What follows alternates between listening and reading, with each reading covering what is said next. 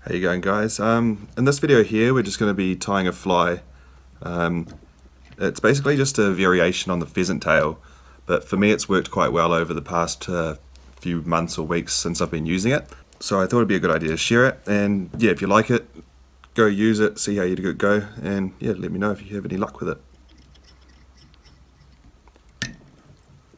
I just want to be cutting off a small piece of pheasant tail. So the majority of this fly is a lot like just tying standard traditional pheasant tail. It's basically, once we get this down to like the thorax, is when it just differs slightly. Slightly, yet in my opinion significantly. Just a general good rule of thumb is you don't want your tail of a fly to really be any longer than the actual shank itself, especially with nymphs. I think a good guide is somewhere sort of between half the length of the shank to the length of the shank. Anywhere around there is good. You see some flies which size 14 fly like this and then have a tail out to here. It's just way too much in my opinion.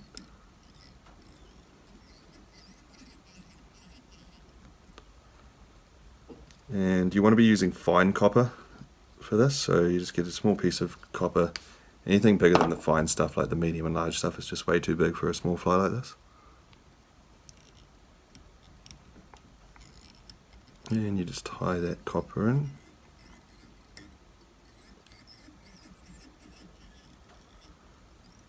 And bring your thread back to just under halfway down the hook. And then I just wrap this pheasant tail towards myself.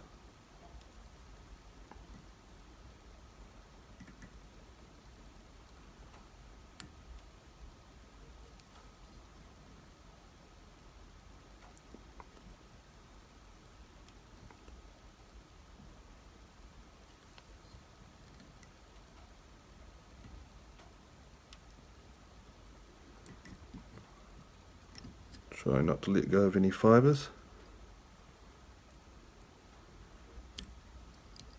God, getting a little bit messy there, but kind of got there. And now just tie that off.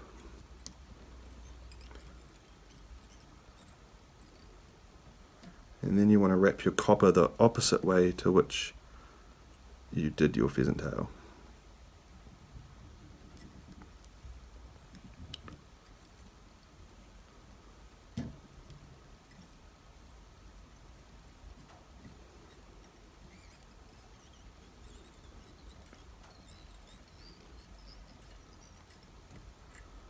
After a few wraps, just work that out of there. That should break off. There it goes.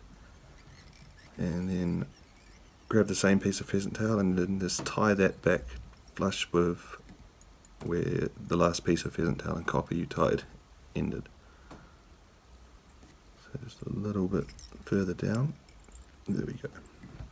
And so this is the part where it really differs significantly from a normal traditional pheasant tail. So I just use this eye stub.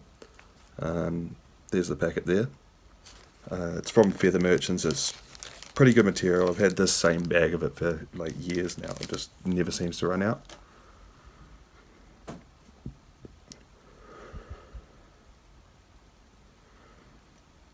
And so you just want to take a small amount and just spin that on. Probably a little bit less than that even, but that'll do for now. And yeah, just spin that on, and that then gets wrapped around.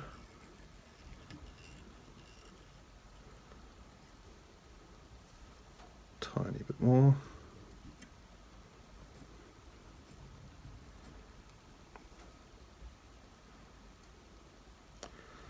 Cool.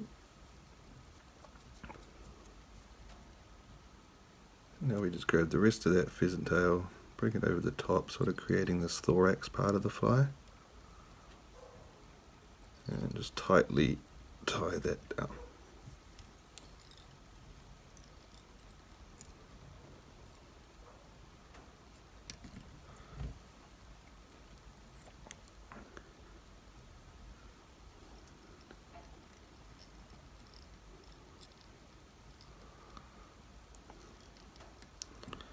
I've Gone for a slightly larger head on the fly than normal, but oh well. And now the part of the fly which I think sort of separates a good pheasant tail from a bad one is doing the legs. So you want to separate them evenly side by side and wrap them up there. Nice and tight.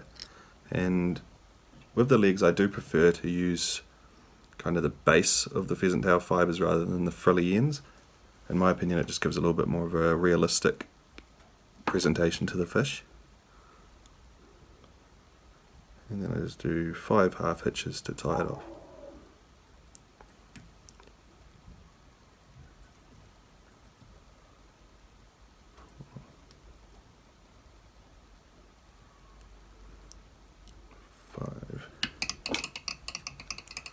Just take your head cement, drop on there.